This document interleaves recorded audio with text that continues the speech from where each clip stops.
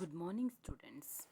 अब तक हमने स्टडी किया था कि मार्जिनल यूटिलिटी और टोटल यूटिलिटी के बीच में क्या रिलेशनशिप है, हम मार्जिनल यूटिलिटी को किस तरीके से फाइंड आउट करते हैं। तो अब तक हमने स्टडी किया था कि मार्जिनल यूटिलिटी को फाइंड आउट करते हैं हम TUN-1 वाले फॉर्मूले से। लेकिन एक सेकंड मेथड है जो क्या है, marginal utility is change in total utility divided by change in quantity. देखिए, हमें कुछ यूनिट्स दी गई हैं, टोटल यूटिलिटी दी गई, हमें मार्जिनल यूटिलिटी को फाइंड आउट करना है। तो हमारा फॉर्मूला पुट करेंगे, change in total utility by change in quantity. Total utility में कितना चेंज हुआ, 20 से 36 पे गई, 16 का चेंज हो गया। यूनिट्स में, क्वांटिटी में कितना चेंज हुआ, 1 से 2 के ऊपर गए। इसका मतलब क्या है कि कितने यूनिट्स का चेंज हुआ, 1 यूनिट का चेंज हुआ। तो 16 को 1 से डिवाइड करेंगे, 16। उसके बाद हम 36 से 46 पे आए, कितने का इंक्रीज हुआ, 10 का। 10 को हम डिवाइड करेंगे, कितनी क्वांटिटी इंक्रीज है, 2 से 3 पे गए तो 1 से। 10 को डिवाइड करेंगे 1 से तो क्या आएगा, 10 आएगा। ये क्या आ जाएगी, हमारी मार्जिनल यूटिलिटी आ जाएगी इस तरीके से। उसके बाद करेंगे law of diminishing marginal utility. ये हमारे पास एक लॉ दी गई है। ये लॉ हमें स्टेट्स करती है कि as we consume more and more units of a commodity, जैसे जैसे हम किसी भी प्रोडक्ट या कमोडिटी का कंजप्शन इंक्रीज करते जाते हैं, बढ़ाते जाते हैं, तो जो यूटिलिटी हमें उससे मिलती है हर एक यूनिट से, वो हमारे डिक्रीज होना स्टार्ट हो जाती है। कि जैसे जैसे हम किसी भी प्रोडक्ट का कंजप्शन इंक्रीज करते जाएंगे, तो एक टाइम ऐसा आएगा कि उसके बाद जो उसकी हर एक यूनिट से जो हमें यूटिलिटी मिल रही है वो डिक्रीज होना स्टार्ट हो जाएगी। फॉर एग्जांपल पिज़्ज़ा, हम पिज़्ज़ा खाने जाते हैं, हमने 1 स्लाइस खाया, 2 स्लाइस खाए, 3 स्लाइस खाए, ठीक है, हमें यूटिलिटी मिलती रही। लेकिन एक टाइम ऐसा आएगा जब पेट भर जाएगा, हमारा मन उसके बाद खाने का मन नहीं करेगा। उसका मतलब क्या है कि हमें वहाँ पे यूटिलिटी हमारी क्या हो जाएगी, डिक्रीज होना स्टार्ट हो जाएगी। जो सबसे पहले हम स्लाइस को कंज्यूम करेंगे उससे हमें क्या मिलेगी, सबसे ज़्यादा यूटिलिटी मिलेगी।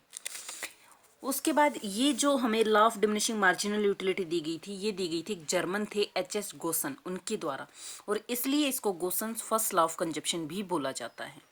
उसके बाद क्या कहता है कि कुछ अजम्पशंस दी गई हैं लॉ के साथ में कि कॉन्टिन्यूस कंजप्शन होना चाहिए।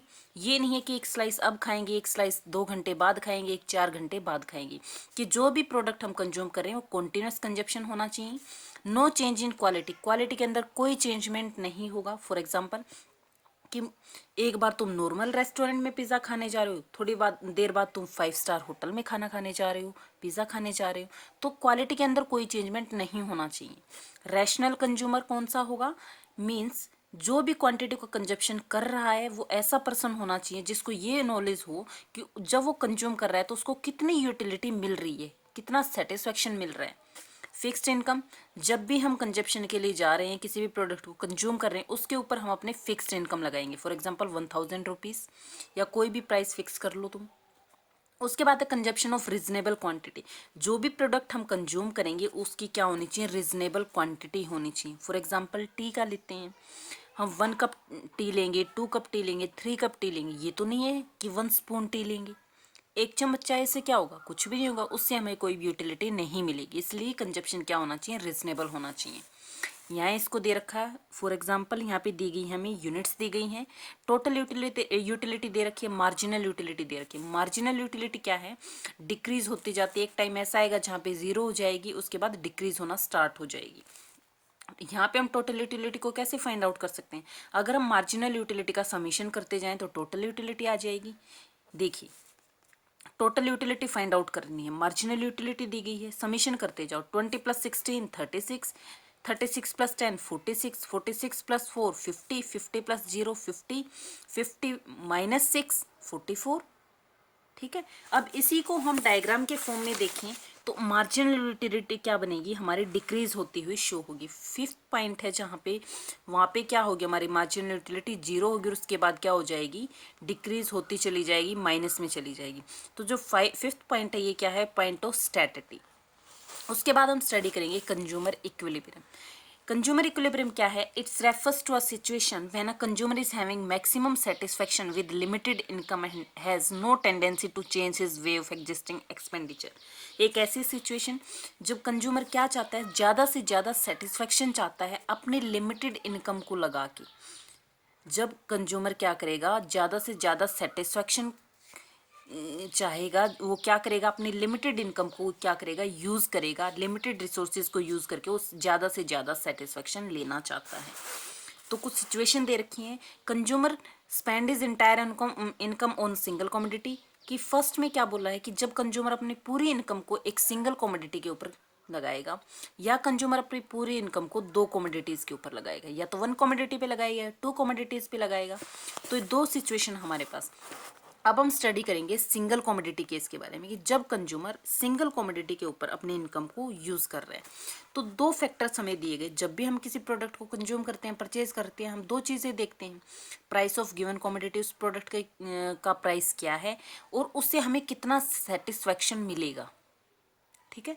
उसके बाद कंडीशन दे रखी है कि मार्जिनल यूटिलिटी है वो प्राइस के इक्वल होनी चाहिए, और सेकंड है marginal utility of X divided by price of X commodity is equal to marginal utility of money, ये क्या होगा, इक्वल टू 1 होगा।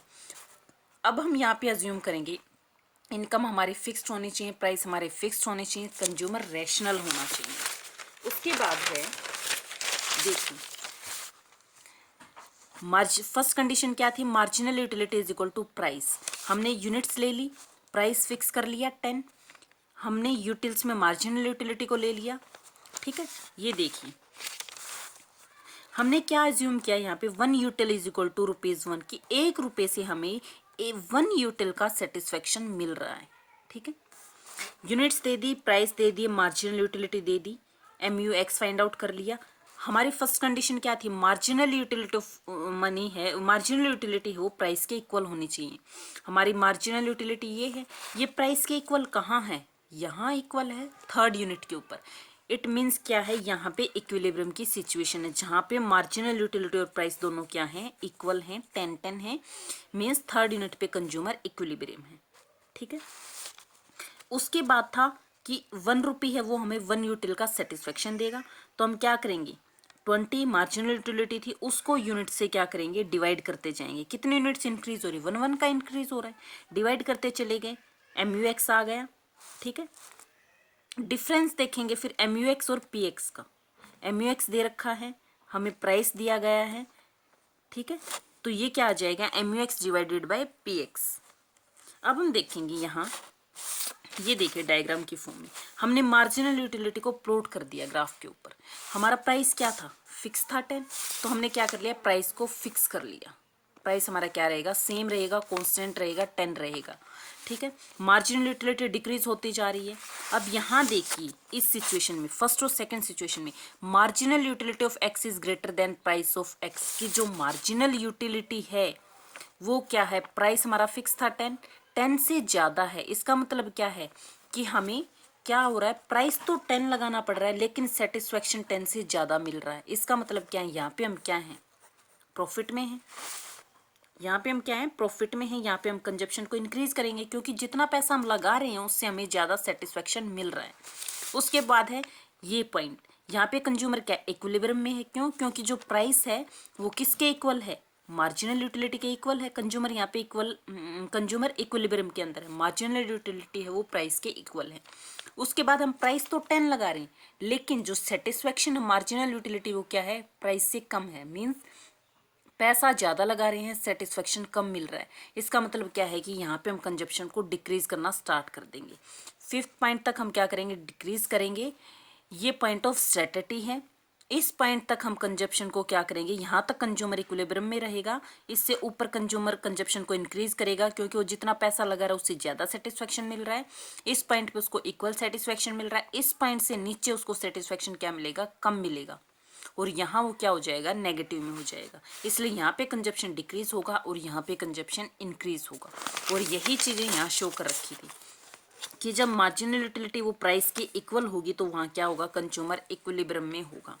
इससे ऊपर वाली यूनिट्स थी वहाँ पे क्या था, कंजप्शन इंक्रीज करेंगे, क्यों, क्योंकि जितना पैसा लगा रहे हैं उससे हमें क्या हो रहा है, ज़्यादा सेटिस्फेक्शन मिल रहा है। प्राइस 10 लगा रहे हैं, सेटिस्फेक्शन 20 का मिल रहा है, प्राइस 10 लगा रहे हैं, सेटिस्फेक्शन 16 का मिल रहा है, कंजप्शन इंक्रीज करेंगे।